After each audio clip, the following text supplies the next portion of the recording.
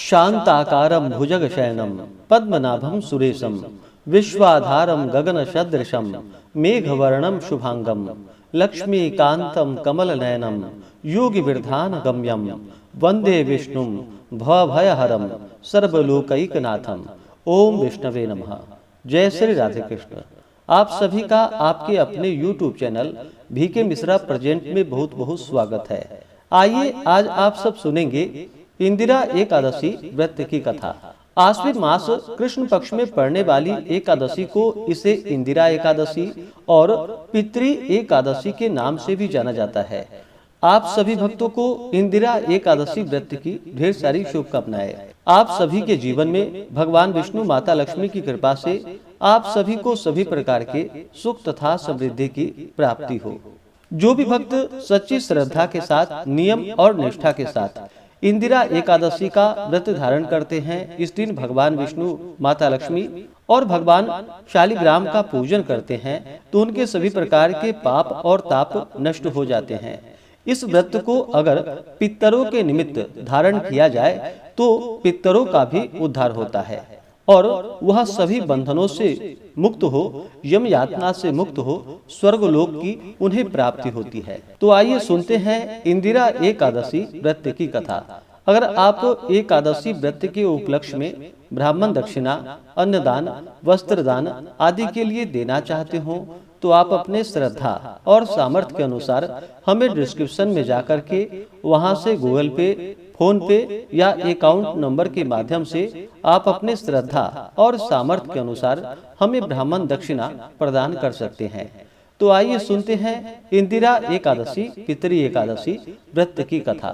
तो बोलिए प्रेम से भगवान विष्णु की जय, माता लक्ष्मी की जय, एकादशी माता की जय, भगवान श्री कृष्ण की जय, सर्वदेवी देवता की जय। एक बार महाराज युधिष्ठिर ने भगवान श्री कृष्ण से पुनः प्रश्न किया कि हे भगवान, अब आप कृपा करके आश्विन कृष्ण एकादशी का महात्म्य सुनाइए।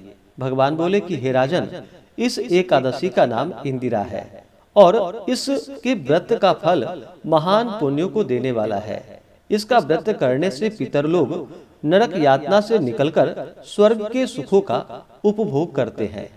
प्राचीन काल में सतयुग में एक इंद्रसेन नाम का महाधर्मात्मा और प्रतापी राजा हुआ।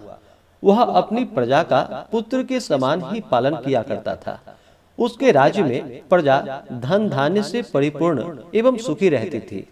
एक दिन राजा अपने दरबार में विराजमान था। उसी समय महर्षि नारद जी आकाश मंडल से उतरते हुए दिखाई पड़े। उनकी दिव्य ज्योति से चारों ओर प्रकाश प्रस्फुटित हो उठा। राजा ने अर्घ्य पाद्य से उनकी पूजा कर उन्हें दिव्य आसन पर बिठाया। महर्षि ने राजा से कुशल प्रश्न किया तो राजा ने कहा कि भगवान, आपकी दया से यहाँ हर प्रकार से सभी कुशल हैं। अब आप अपने आने का कारण बतलाइए और हमें कृतार्थ कीजिए। नारद जी ने कहा कि हे राजन, आप सावधान होकर मेरी बात को सुनिए। दैव संयोग से मैं घूमता फिरता यमपुरी में पहुंचा। वहां पर देखा कि अनेक प्राणियों को नाना प्रकार की यातनाएं दी जा रही थी और वह सभी यातनाओं का भोग कर रहे थे। वहीं पर आपके पिता भी मिले और उन्होंने कहा कि मेरा पुत्र इंद्रसेन महिष्मती का राजा है। आप उसके पास जाकर मेरा संदेश सुनाएं कि वह इंदिरा एकादशी का व्रत सकुटुंब करके उसका फल मुझे अर्पण करे, तो मैं इस यम यातना से छूट जाऊंगा। यह तुम्हारे पिता का संदेश है, इसलिए तुम इंदिरा एकादशी का व्रत को करो और अपने पिता को यम यातना से बचाओ। महर्षि के ऐसे वचन को सुनकर राजा ने कहा कि हे भगवान, आप मुझे बतलाइए कि यह व्रत किस प्रकार किया जाता है। राजा के ऐसे वचन को सुनकर नारद जी ने कहा कि हे राजन, आश्विन कृष्ण पक्ष की दशमी के दिन प्रातः काल स्नान कर पितरों को प्रसन्न करने के लिए श्राद्ध करे और एक ही बार भोजन कर रात को पृथ्वी पर सोए। दूसरे दिन प्रातः नित्य कर्मों से निवृत्त हो एकादशी व्रत का संकल्प करे। कि आज एकदम निराहार रहकर समस्त भोगों को त्याग कर द्वादशी को भोजन करूंगा। हे पुंडरीकाक्ष, आप मेरी और मेरे संकल्प की रक्षा करें। इस प्रकार संकल्प करके मध्याह्न में शालिग्राम की मूर्ति के सम्मुख श्रद्धा भक्ति युक्त होकर श्राद्ध कर्म करे और ब्राह्मणों को भोजन कराकर उनको यथाशक्ति दान दक्षिणा दे। पितृशेष को शुंघ कर किसी गौ को खिला दे। धूप दीप से भगवान का विधिवत पूजन कर रात को जागरण करे। द्वादशी के दिन प्रातः काल स्नान कर पुनः ब्राह्मणों को भोजन कराकर उसके बाद बंधु बांधवों समेत भोजन करे। इस प्रकार व्रत करने से तुम्हारे पिता की अवश्य ही मुक्ति होगी। इस प्रकार व्रत की विधि बतलाकर महर्षि नारद जी वहां से चले गए। उनके जाने पर यथा समय राजा ने व्रत का अनुष्ठान किया।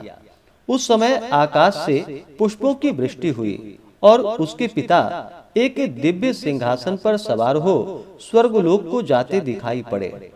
राजा इंद्रसेन भी बहुत दिनों तक राज्य भोग कर पुत्र को राज्य दे वह खुद तपस्या हेतु चला गया। इस कथा को पढ़ने एवं सुनने वाले अवश्य ही स्वर्ग को प्राप्त करते हैं। तो बोलिए प्रेम से भगवान विष्णु की जय। इस बार इंदिरा एकादशी का व्रत, पितृ एकादशी का व्रत, जो कि 17 सितंबर 2025 दिन बुधवार को पड़ा है। एकादशी तिथि प्रारंभ समय 16 सितंबर 2025 दिन मंगलवार रात्रि 12:23 और एकादशी तिथि की जो समाप्ति है वह 17 सितंबर 2025 दिन बुधवार रात्रि 11:41 पे एकादशी तिथि की समाप्ति है। व्रत का पारण जो कि द्वादशी तिथि में और हरिवासर समाप्त होने के बाद करना चाहिए। तो द्वादशी तिथि प्रारंभ समय जो कि 17 सितंबर 2025 दिन बुधवार रात्रि 11:42 और द्वादशी तिथि की जो समाप्ति है वह 18 सितंबर 2025 दिन गुरुवार रात्रि 11:27 पे द्वादशी तिथि की समाप्ति है। तो हरिवासर जो कि सुबह 6 बजे तक 18 सितंबर को समाप्त हो जाएगा। तो व्रत का पारण सभी भक्तजन सुबह 6:15 से सुबह 8:40 तक व्रत का पारण करेंगे। इंदिरा एकादशी व्रत का पारण गुरेन पारणम यानी कि गुड़ से व्रत का पारण है। यह संभव ना हो पाए तो आप जल, फल या तुलसी दल से व्रत का पारण करें। पारण के दिन ब्रह्म मुहूर्त का समय 18 सितंबर को जो कि सुबह 4:33 से सुबह 5:20 तक होगा। प्रातः काल पूजा का शुभ मुहूर्त सुबह 4:57 से सुबह 6:07 तक होगा। पारण के लिए चाहिए कि द्वादशी की सुबह उठ करके स्नान करके शुद्ध वस्त्र धारण कर ले, भगवान का पूजन करे, भगवान को भोग लगाए, भगवान की आरती कर ले। इसके बाद फिर ब्राह्मणों को भोजन करवाए, ब्राह्मणों को दान और दक्षिणा दे और फिर समय से व्रत का पारण करे। पारण के लिए अगर ज्यादा समय ना मिल पाए तो आप ब्राह्मणों के निमित्त अन्न वस्त्र जो भी आपसे बन सके निकाल करके रख दे और आसपास किसी ब्राह्मण को दे या फिर मंदिर के पुजारी आदि को दे। तो आशा करता हूँ कि यह जानकारी आपको अच्छा लगा हो। इसी प्रकार से ज्ञानवर्धक जानकारियाँ प्राप्त करते रहने के लिए, व्रत पूजा के बारे में जानने के लिए, कथा को सुनने के लिए चैनल पे अगर आप पहली बार आए हैं तो चैनल को लाल बटन दबा करके सब्सक्राइब करें, साथ में बेल आइकन घंटी को दबाएं ताकि आने वाली वीडियो का नोटिफिकेशन आपको समय से मिलता रहे। वीडियो को लाइक करें, शेयर करें। सुखी रहें और स्वस्थ रहें। जय श्री राधे कृष्ण। धन्यवाद।